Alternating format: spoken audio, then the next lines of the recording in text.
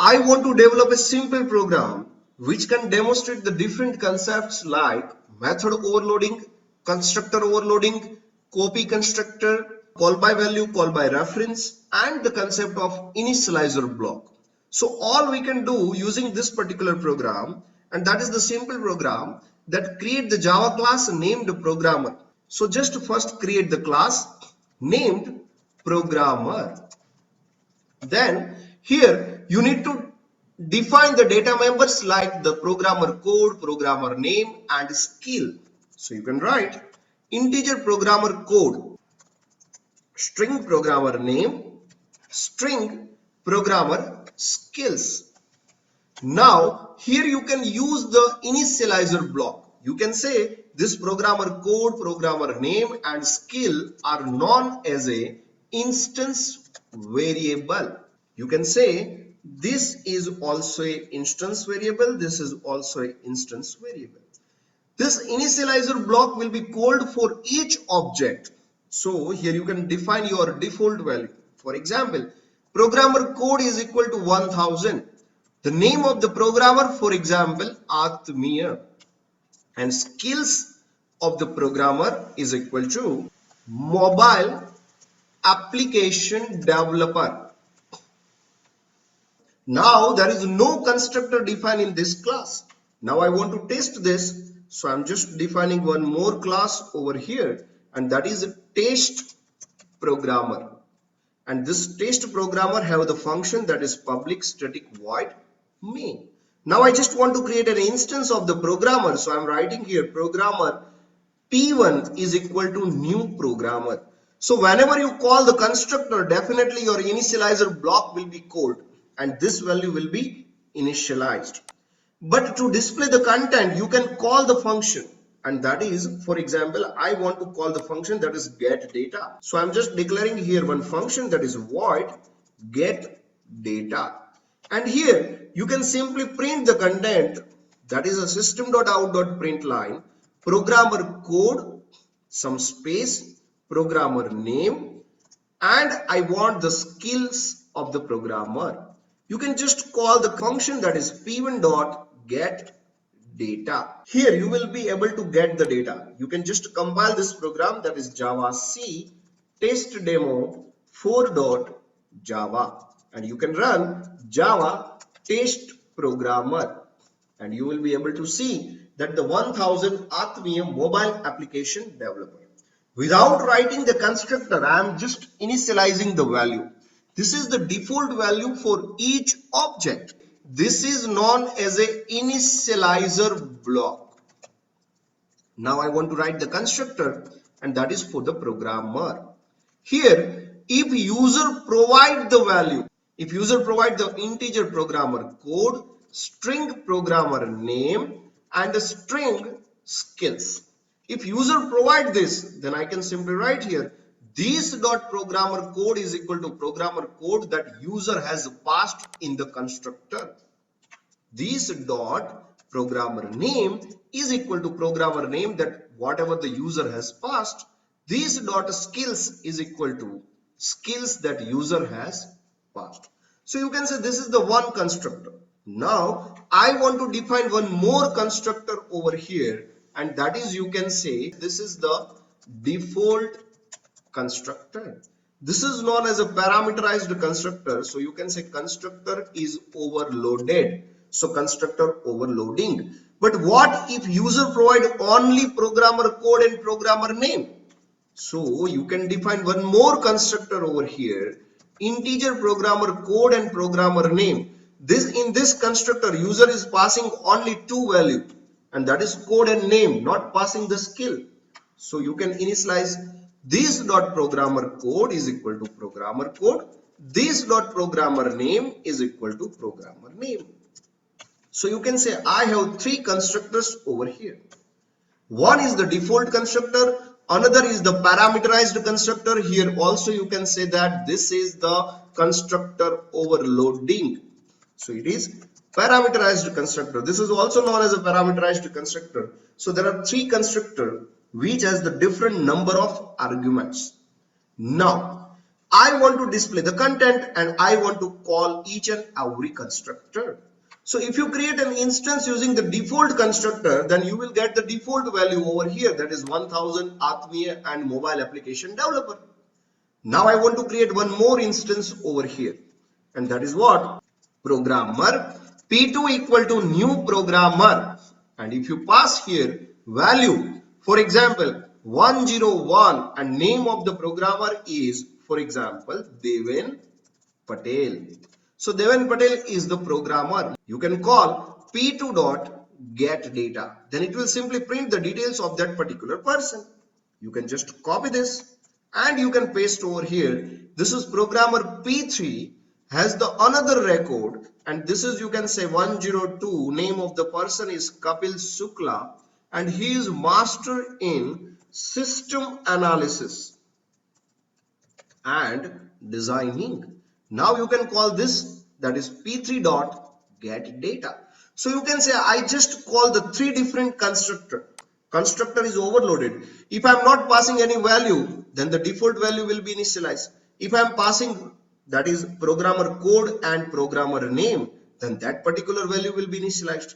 And if I am passing programmer code, name and skill, then that particular value will be initialized. You can save this and here you can simply compile your code and you can run. You will get the three different values. Why? Because my three different constructor is doing the three different tasks. Now I want to overload the function of display. So this is the function, that is void get data, that is used to display the content of the programmer. Now I want to overload this particular function, that is get data. If user pass the programmer code, then I want to display that particular content. So here you can write the condition.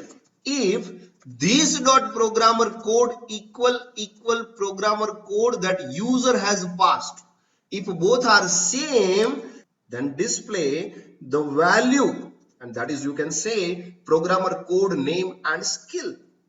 And if programmer code is not matched, then simply print the message that record not found with this particular programmer code.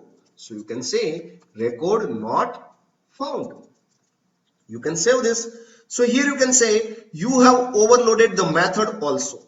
This is method overloading. Why? Because the same name with the different number of argument or with the different data type, it is known as a method overloading. Now I want to call this. For example, if I am calling here p3 dot get data and if I am passing the value 104, then it will simply say is record is not found. And if I am passing here, that is the p3 dot get data 102, then I will get the record of Kapil Shukla. You can save this and here you can simply compile your code and you can run this. See here, I am not getting the record. Why? Because 104 is not exist, but 102 is there. And if the record is found, then I am simply displaying the content. I want to display only name and skill because the code is already passed by the user. So if number is available, then I just want to display the name and the skill, that is the Kapil Shukla and system analysis. So you can say that I just overload the function to display data. I just overload the constructor to get the data. But I want to copy the content of one object into another object. That how we can do? That you can do using the copy constructor. And for that, you can again overload your constructor.